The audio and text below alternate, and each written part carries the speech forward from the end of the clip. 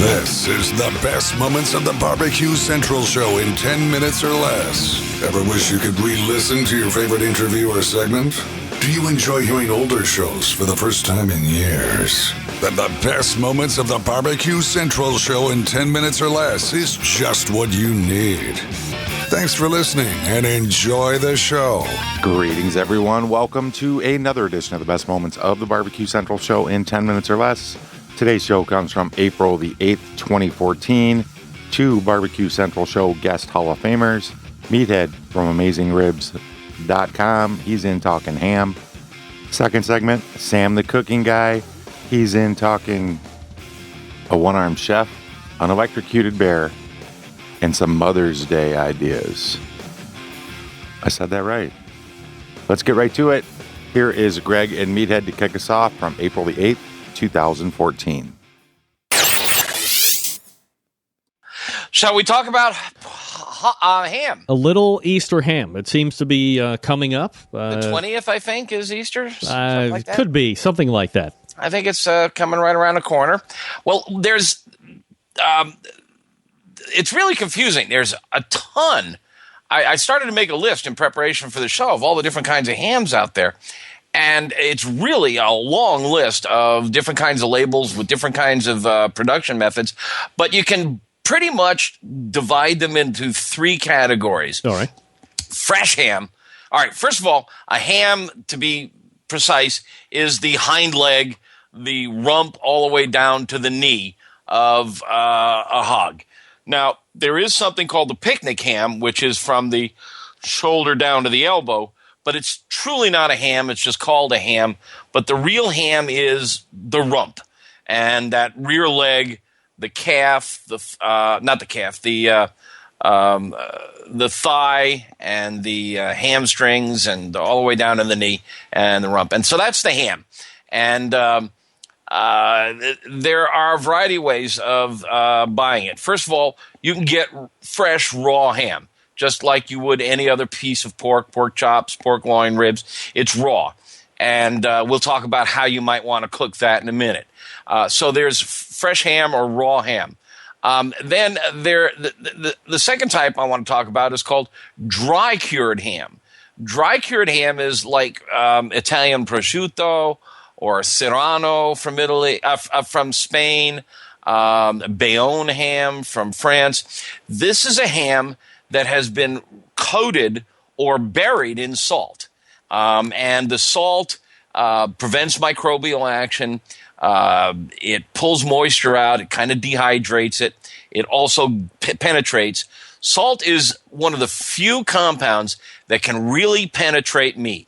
I mean, sugar, garlic, those are prosciutto hams. I took that picture in Parma, where they make prosciutto di Parma at a prosciutto factory. Parma, Ohio?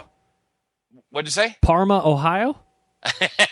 No. I forgot there is a Parma, Ohio. You're damn right there is. Parma, Italy, which is one of the it's one of the great food places in Italy. You get Parmigiano Reggiano, and Reggiano, Parma and Reggio are two little towns, and that's where you get the queen of cheeses. And also from nearby Modena, which is right around the corner, you get a balsamico vinegar, and the real balsamico is so far different than the stuff you get in the grocery stores, but that's another topic for another night. So, in any case, prosciutto, which is packed with salt and air-dried, hung for around 18 months, I think, and usually it's served crudo or raw. It's not cooked in any fashion. It's just cured with salt. The salt penetrates. The salt kills bacteria. Now, the reason the cut end looks white is they do rub lard and salt on that cut end when it hangs. And you can see the skin and the fat layer are still on it. And there's a whole mystique about the temperature of the air and the wind and all that stuff. It's pretty cool, though. Visiting one of these places is amazing, and the whole process is fascinating. I had a real blast there. I spent the whole day there, and then we tasted a whole bunch of fun stuff. It was just outstanding. So those are dry-cured hams, and among them is Virginia ham and Smithfield ham. I've seen them dry cured like this in South Carolina. It can be, they do it in Kentucky. And there's this whole burgeoning industry of what we call country hams in this country. Some of them are done very much like prosciutto. There's a place in Iowa. Oh God, I'm drawing a blank. Somebody in the message board, remind me, what's the name of the place in Iowa? Dubuque. No, the name of the company that makes this stuff. Duroc? Say again? Is it Duroc? No, that Duroc is a hog. Oh, right. That's a type of hog. I'll think of it. This is what happens when you get old. Honey I have baked. this theory that gray hair is gray matter that just leaks out. Right. There's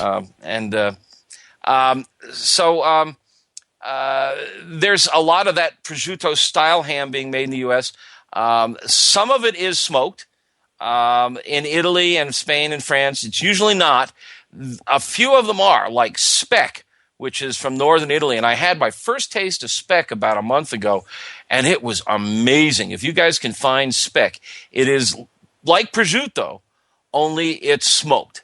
And it's wonderful. It's kind of like bacony, you know. It's really sweet, and it's amazing stuff. And they shave it real thin. You can almost see through it like window pane. Look for Speck, S-P-E. It's made from up near the Austrian border of Italy in the Alto Adige, where there's some very good wines. So in any case, dry-cured hams are made by rubbing salt on there. And then there's wet-cured hams. We call those city hams sometimes. Country hams, dry-cured. City hams. That's a raw ham. Hold on, I got the other one. Yeah, that's a raw ham. And this is, that's your wet-cured ham cooked on the grill. And that's the stuff that you get in most grocery stores, your spiral carved ham. And they're either submerged in a brine, but most of them are injected with a brine. And they've got this device with a bunch of needles that injects a brine into it, and that cures it. Curing is the process of salt being injected either chemically, through chemical means working its way in, or being injected, and that preserves it. And so most of what we get in this country, especially those big bright pink hams, are wet cured hams or city hams. And they usually get that bright pink color by the addition of what's called pink salt. And pink salt has preservatives in it that are used for hot dogs and corned beef. And it produces nitrites and nitrates. And anybody who is really freaked out by that, I really did some good research on this, and I dug up all the literature I could on it. I have an article on my website about nitrites and nitrates, and all of that. This is just such a classic case of how the media doesn't cover science very well. There was one research paper in the 1970s that implicated pink salt and nitrites and nitrates in as a carcinogen. It has since been disproven a dozen times, but you just don't hear that. There's as many of those compounds in spinach as there is in a hot dog. It's in our rain. It's all around us. We ingest it all the time. And it is, it's like anything else. You eat it all the time. You eat hot dogs 3 meals a day, and it's probably going to get to you. But Yeah. it is of itself not a real danger. Now, those are the three big categories. You've got raw ham, dry cured ham, and wet cured ham. Yeah, there's your raw. Yeah. Go ahead. Hit the trigger. Dry cured. Oh, shit. All right, don't worry about it. I lost the other one. Don't worry about it. Now, there are a whole bunch of other types that are subcategories, like Bayonne ham, which is from France, and it's a dry-cured ham from France. Boiled ham, which is a type of canned ham. Now, canned ham, which comes in a can, you've seen it, that little Spam. rounded triangular, it's about 3 pounds. That's made from scraps of ham and pork that's been treated and injected with a brine and cured and then canned with about 10% water or broth added to it. And it's shelf stable. I mean, it's the kind of stuff you want to put in your bomb shelter. I don't know how many years. They say 3 years. It'll probably last forever. It doesn't have to be kept refrigerated. Now, that is not to be confused with Spam. No, Spam. I really should know exactly what Spam is. I'm sure somebody. It's a compound. It's like a pate. It's different chunks of meat ground up and smashed up and stuck in a can. Maybe they should call it pate. Now, ham steaks. Have you ever had Spam? When you buy ham steaks, that's wet cured ham. Usually, it's got a little round bone in the center. Right. That's the thigh bone, that's just a cross section of the ham, and it's usually bright pink, and it's been cured.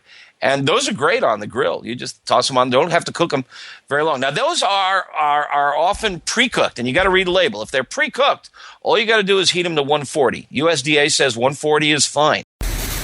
To put in your request for a future show, please contact John Solberg via email at johnjon@bbqcentralshow.com.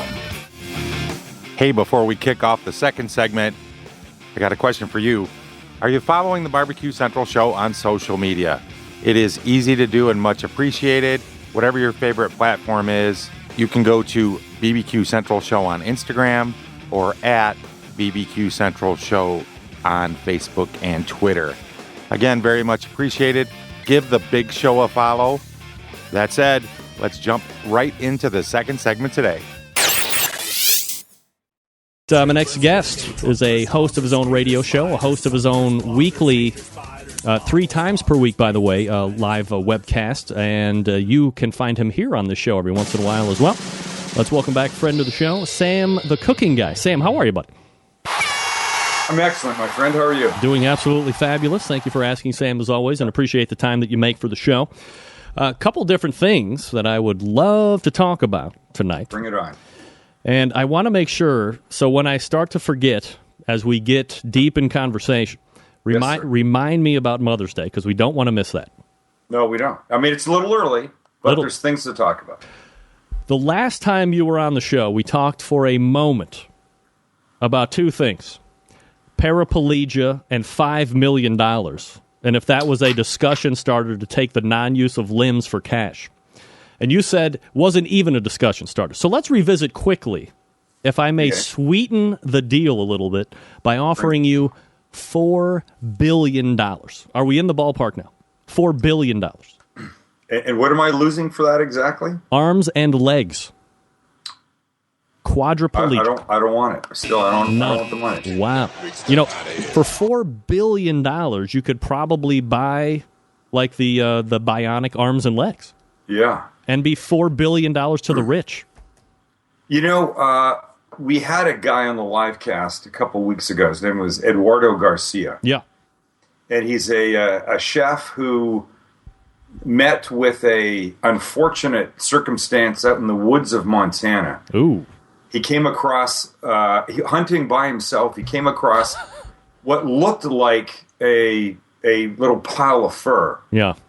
And he was smart enough to know not to just touch it with his bare hands for fear that it was alive or would bite or whatever. Right. So he took his hunting knife and he poked it. Little did he know that it was a baby bear that had already died from electrocution and was sitting in water with the wires underneath it.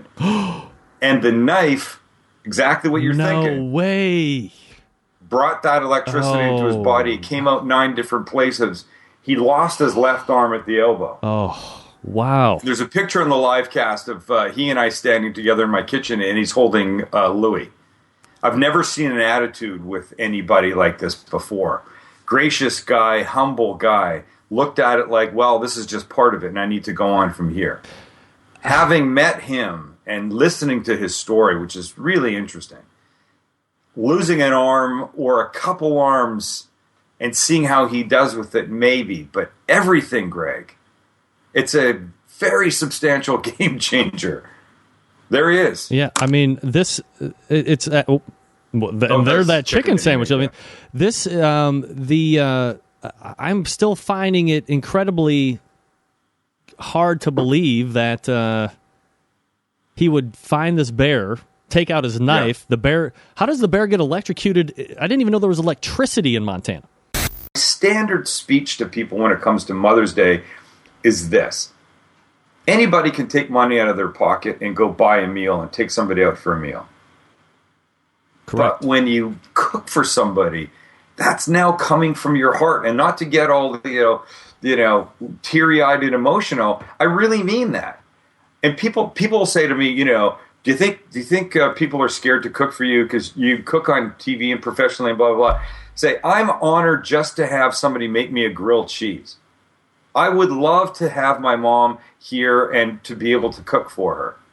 I think, and even if you don't cook, you can figure out something. A, it's going to be less expensive. B, it's going to be a lot nicer. C, it's going to mean 1,000 times more. And don't forget, Mother's Day is just a crapshoot when you're out there with a billion other people that have not taken the time to cook. Do you have a go-to recipe or something that you would suggest if somebody said, I'm okay in the kitchen or outside or however they're going to cook it? Do you suggest one or two things? I think brunch is an ideal thing to do for Mother's Day. I think it's easy to gather around. The pressure is off with a brunch, unlike it's there with a dinner. I don't know why, but the nighttime cooking seems to bring more stress with it. Yeah. Brunch is a lot more, relaxing. It's much more forgiving. You can blend things that might not normally go together. And I would say there's a frittata recipe on my website: bacon, spinach, mushrooms, that kind of stuff. And a frittata is really just like a quiche, but a little bit more substantial, and there's no crust on it.